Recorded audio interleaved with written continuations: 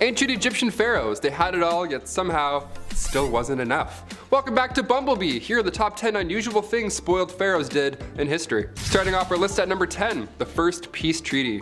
Unusual at the time? Absolutely. The first peace treaty in history was back in 1271 BC. At this point in history, Egyptians and the Hittite Empire were fighting over modern-day Syria. This conflict had been lasting centuries, and come 1274 BC, the Battle of Kadesh was finally underway. Tons of bloodshed, no clear victor in sight. What's left to do now at this point? Ramses II and King Hattusili III both negotiated a peace treaty where both sides would aid each other if a third party decided to get involved. A copy of the treaty can be found right now in New York above the entrance to the United Nations Security Council chamber. It's also in the Guinness Book of World Records as the oldest peace treaty ever. That's how you know it's official. Our man Guinness confirms it. Boom, that's how you know. Moving on. Number 9, game night. I love board games, and honestly, that includes Monopoly. I have the patience for it every now and then, you know? Pass and go, I'm like, okay, I'll pay the tax. I'm respecting this game so far.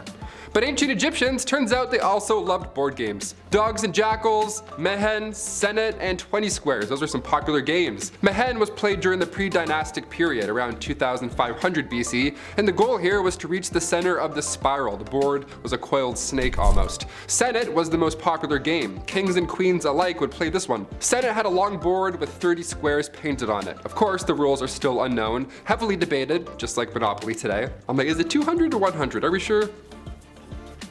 But now we have some ideas how Egyptians played Senet. There were 3 rows of 10 squares, the last 5 were always decorated. Now it's assumed this game was themed on the afterlife. Plus King Tut was buried with one of these boards, so that's definitely something to do with it. And there's also some paintings of Queen Nefertiti playing Senet, so you know it was addictive.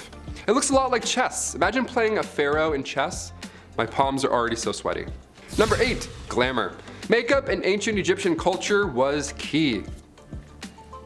Not only did they wear makeup and smell good because they wanted to resemble the very gods they believed in, but makeup had a practical use as well in the daily life of a pharaoh. They believed makeup gave you protection from the gods Ra and Horus. They would put together these beauty kits by grinding down malachite and galena, and then they would create the substance called kohl.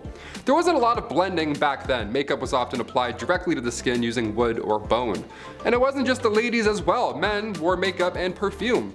Of course, you gotta look good and smell good. Be like, have you seen them? What? I wanna wear some of this. They smell like beautifulness. They smell like the afterlife. They smell amazing. Egyptians believed makeup had healing abilities, and honestly, they weren't wrong. Makeup back then had enough lead in them, so eye infections would stay away, ideally. Number 7, Cleopatra's methods. Male rulers took the name Ptolemy and queens were Cleopatra. Her lineage runs deep in the heart of Egypt, but Cleopatra, fun fact, she was not actually Egyptian. She was the last Greek ruler of Egypt, and after Alexander the Great's death in 323 BCE, Ptolemy then took over Egypt, which in turn launched this new wave, this dynasty of Greek rulers that lasted centuries. As Cleopatra got older, she was determined to learn Egyptian, and due to political structure, she started to style herself as the goddess Isis. And then in comes Julius Caesar. Julius Caesar had a history of his own, obviously, and his, rather than family and power, was filled more with, you know, lust more than anything. He was known to sleep around and then use their power after doing the dirty. When these two crossed paths, history was never the same. In October of 50 BCE, Cleopatra had fled to Syria. Once there, she established an army and returned 2 years later to face her brother. Cleopatra knew that during this time, she needed all the support she could get, specifically now from the Romans. At the same time, Caesar was looking to collect debts from Cleopatra's father, so they both relied on each other in some way. It was a match made in heaven. Your most compatible has been updated. Right swipe. I would right swipe on Alexander the Great, for sure. I'd be like, who's this handsome man? Nicknamed Bald Adulterer. Okay, you know, he's trouble. Number 6, King Tut. One of the greatest mysteries is of course the history of the young King Tut. The young boy became pharaoh at just age 9 in 1332 BC, but during his time of ruling, the young king had to face a country in conflict. Egypt and Nubia were going head to head over land, and not even 10 years into ruling, the young pharaoh died at age 18. It wasn't until 1922 until he was seen again. Howard Carter discovered the tomb of the lost king, appropriately in the Valley of the Kings. This is where we could have been more careful here in history.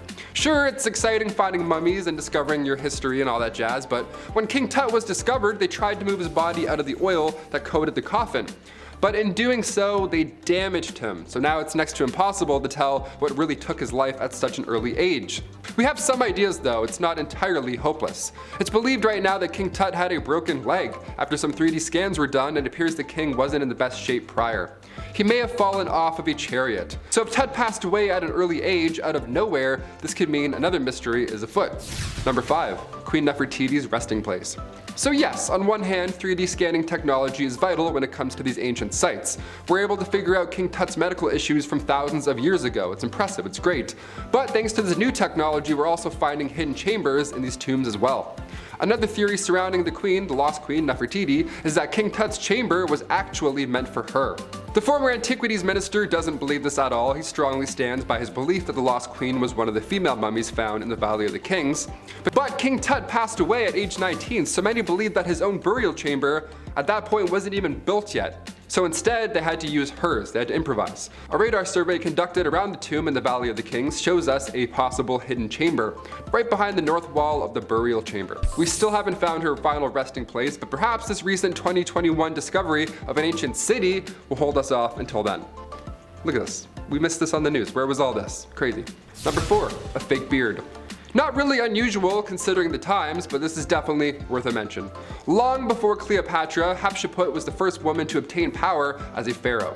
She was the 6th pharaoh of the 18th dynasty, and there were only just a few that were women in total. But during her reign back in the mid-1400s BC, following the death of Thutmose II, she was determined on being portrayed as a male. This was her goal, this was her vision. The pharaoh fake beard, massive muscles, historians believe this was done as an act of politics. It was done on purpose to make a point. After her passing, come 1458 BC, her stepson then took the throne, Thutmose III. And then he destroyed everything in her name and image. Well, mostly everything. Number 3, no more religion. This was a huge deal in ancient Egypt, rightfully so. The pharaoh Akhenaten thought it would be a great idea to just end multiple religious beliefs. Yep, just stop. Okay, now we just do the one. Traditional Egyptian culture would believe in multiple gods, but this pharaoh couldn't keep up, so he convinced everybody to believe in just one god, Aten. Well, only days after his passing, the people of Egypt said, screw that, we're gonna go back to multiple beliefs. That was working a lot better for us, thank you, sir. And then also we're destroying every piece of evidence that involves you for trying that nonsense. Yeah, temples, cooking pots, anything with his image, gone and ideally forgotten. It wasn't until the 19th century when we realized this pharaoh once ruled. Number 2, Hippo Problems. Do you have any idea how fast hippos are in real life? I had no clue my entire life. They're really fast. They fly at you. They're like dinosaurs. Hippos can run as fast as 50 kilometers an hour. Yeah, I'll just lead with that. Pharaoh Menes was Egypt's first pharaoh ever, so it felt fitting to include some pet problems in our list. We don't know much about the lost pharaoh because, well, for starters, he was alive a very long time ago, 3000 BC, that's where we're talking. But what we do know for certain is that King Menes ruled over Egypt during a peaceful time, and he was stomped to death by a hippo. It's literally how history.com says it in that order. This king spent over 60 years on the throne, and a hippo got him. I don't think there's a harder way to go out, honestly, in my opinion. It's a mystery still, thousands of years later, but look at zoos today. I don't know, maybe a hippo didn't like living like a king. Maybe he wanted to live like Shrek and just splash around and be dirty. He's an animal. He's literally a hippo, you know? And finally, coming in at number 1, a renewed passport. I'll be honest, right now, I currently have no idea where my passport is. Chris, do you know where yours is? Yeah. Wow, we have an adult here. Wow, an adult, that's lovely. I always panic and search for it 13 hours before a flight. I am the worst to travel with. Passports are important, obviously, and they're a pain in the ass to replace. But did you know you can still get one even if you've been dead for, I don't know, thousands of years? There's a fun fact. Pharaoh Ramses II, one of ancient Egypt's greatest rulers, got a passport back in 1974.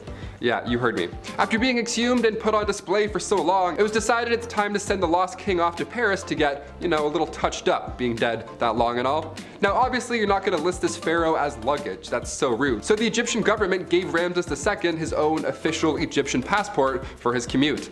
On the passport he had his age, his occupation, king obviously, and in case it wasn't clear, it was stated that the king too was deceased. Anyone who's seen The Mummy can obviously, you know, relax at that point. Those are the top 10 unusual things spoiled pharaohs did in history. I've been your host, Taylor McWaters, and I'll see you next time on Bumblebee. Peace. I like hear things, man. I thought that bush was moving for a second. What the f? I was like, someone's definitely there right now.